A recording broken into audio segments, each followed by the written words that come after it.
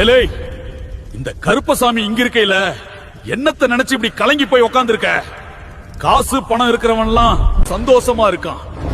நமக்கு மட்டும் அதிசயம் எதுவும் நடக்காதுன்னு நீ நினைக்கிறதெல்லாம் எனக்கு கேட்காம இல்லல.